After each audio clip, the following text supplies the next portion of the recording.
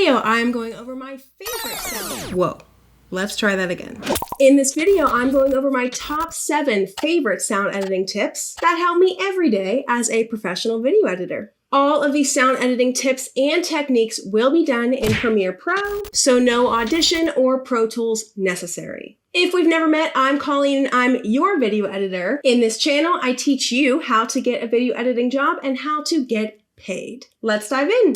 Number 1, fades make the difference. A huge pet peeve of mine is hearing hard cuts on recorded audio. So this could include hearing clicks and pops if you're cutting too close to the audio, like the person speaking, or this could be just hearing the noise of the clip end. Simple fade-ins and fade-outs and crossfades make a huge difference if you're looking to have a smooth soundtrack in your edit. Tip number 2, gain. If you select a piece of audio and hit G, the gain window will come up. Change in volume is usually measured within 3 decibels. So if you want to raise the audio by just a little bit, you would add 3 decibels.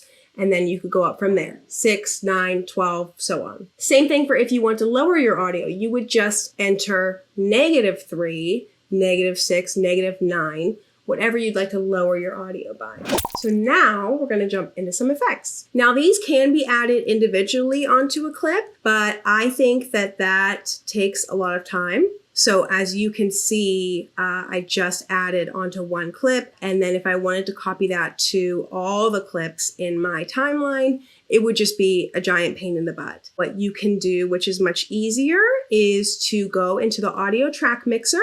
In the effects selection portion, you can go down and you find the Parametric Equalizer, and you can add that on, and that will affect the entire track. Just make sure that you are picking the right track. I am on A1, and so this is A1. Once you're in the habit of the audio track mixer and how it works, you will tend to make sure that your dialogue is all on one track, your sound effects are on another track, and your music is on another track. If you are editing something a little bit more serious, maybe like a short film or something, and you've got multiple different people, I'd still try to keep the dialogue on 1 or 2 tracks so that you can easily mix and apply effects that are not going to alter the sound effects or the music. Number 3, Parametric Equalizer. The Parametric Equalizer is great because you can visualize how your audio is essentially looking as it's playing. This can be super helpful if you need to remove a certain frequency, maybe like a ringing or a very specific low frequency. You would be able to essentially see it if it's loud enough. Otherwise, you can see where your dialogue is mainly coming up on the frequency levels. What I like to do is I will do a basic pass, turn on the high pass filter, and I just alter this to 80 Hertz. So anything below 80 Hertz is going to be cut off. And then same with the low pass, I'm gonna adjust that to 12,000 Hertz. I could even go even tighter because I know my voice, so I could alter it even more, maybe 90 and 11,000, but 80 and 12,000 is a great starting point for just having a basic pass, making sure that nothing too high and nothing too low is getting in to your dialogue. Number 4, DeNoise. This tool also is available in Audition, but personally, I hate Audition, so we're only going to use it here in Premiere Pro, and I think it works just fine. As long as your audio is not insanely noisy and you don't need to do any serious audio cleanup. So let's add that on there. We're just going to kick it on to the second row here of the audio track mixer. You won't be able to see anything until you start playing, and once you start playing, that is when you will hear exactly how it sounds. I know that it can get pretty tinny and pretty gloopy, I guess is a good word for it.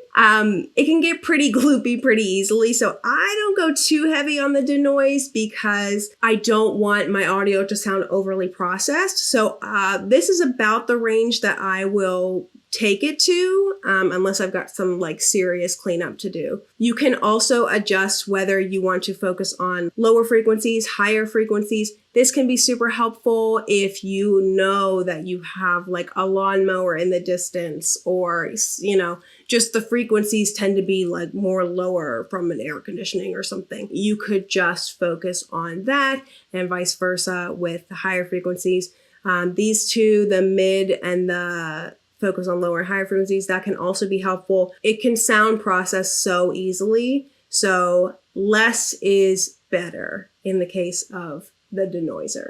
Tip number 5, DeReverb. Similar to DeNoise, DeReverb is a really awesome tool if you have a little bit of echo in your dialogue that you would like to get rid of. Again, similar to DeNoise, I wouldn't use this tool on a serious amount of echo, but if you've got just a little bit like I usually do in my audio, this could be super helpful. You are going to go to the 3rd row. Let's just add, we'll just keep adding on there. DeReverb, here we go. Again, you need to play it in order to view it and see how your audio is going to be processed, and it'll process it automatically. I like to use just a little bit. I think it makes a difference, especially if I'm a little bit farther away from the camera. So I like to just add on just a little bit, just a tad, just a little zest of DeReverb, I think is helpful to improve my audio and just to help it sound just a little bit cleaner. And again, just like DeNoise, you can change where you want the de-reverbing to focus on. You can do an overall, you can do higher or lower, mid-range. Listen to your audio and think, wow, is this reverb sounding a little bit higher? It's sounding a little bit lower. And you may be able to focus the processing a little bit more specifically, which will help your audio as well. Number 6, compression. Over the years of being an editor and working in a lot of sound editing, I found that compression is so helpful and quite necessary, but it's a little complicated. So we're not going to dive too deep. We're just going to do a little compression overview. Compressing your audio literally means bringing the quietest end of your audio and the loudest end of your audio and smushing it together. I use compression in my dialogue track because it is so easy as we are speaking to maybe move away from the mic a little bit, or just our range, gets higher and lower. It can be so helpful in just clarifying that audio by just smushing it together, and it helps level it out a little bit. I will go into my effects again, and I like to use specifically, we go to amplitude and compression, and we're going to go to dynamics. This is just a super basic compression. I think it works great in terms of what I do, which is like, this is a YouTube video. I think this is a great option. And so in dynamics, we can go to presets here and just click on the soft compression. It's not going to compress anything too far. It's a really nice preset. You can just throw it on there and it just smushes everything just a little bit. You'll be able to tell pretty quickly when you throw it on your audio that it's just gonna like bump it up just a little bit. And I think that's super helpful for me in making sure that my audio is going to be thoroughly audible throughout the entire video. Number 7, the 2-minute mix. So this is kind of a fast mix because I am relying solely on the numbers here, as you'll see. If you understand what pieces need to be at what levels, you can essentially mix it super fast. There's a lot more to mixing.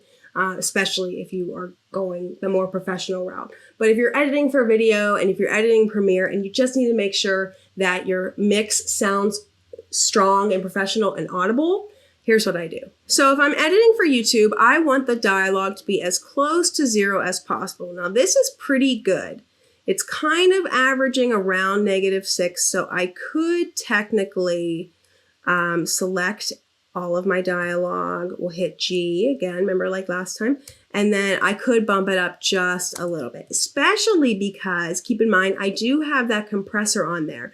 So that compressor is also preventing any audio from going above 0. It does have a threshold on it where it can't go past 0. So nothing's gonna get distorted. Does that mean that you could just gain the crap out of it and then compress it? No, it's gonna sound like crap. but I can bump it up just a little bit just to make sure that my lower ends are loud enough. And so that's pretty good. I think we're going to leave it at that. I think -12 is a great place for sound effects to sit so that it's not overpowering the dialogue, but you can still hear it over the music. When you're putting your sound effects in, I think mixing it by ear is preferred, for me at least. When you put the sound effect in, listen to it a couple times with the dialogue. You know, is it too loud? Is it too quiet? You know, and go from there. And music is a huge part of making sure that your mix is on point, because it is so easy for music to be overpowering the dialogue. I level my music so that the loudest part, we'll go over here, the loudest part is around -24. That's where I like my music to sit. I think that gives plenty of room for your dialogue to be able to thrive up there. The music will still be audible, but it will not be overpowering. This method of mixing is great for doing a super fast mix, just looking at the numbers and making sure the numbers are matching up to what I just talked about. I would highly suggest listening to your video. It doesn't even need to be the whole thing, but generally listening to pieces of the video with both headphones and without headphones to just double check and make sure that things are sounding okay, because things do sound much different in headphones versus not with headphones. Since you made it this far, please hit the like button below and hit subscribe for more tips on video editing, freelance lifestyle, and creativity. Check out these videos next for more tips on video editing in Premiere Pro. Thank you to my team. Again, I'm Colleen, and I will catch you guys in the next video. Have the best one.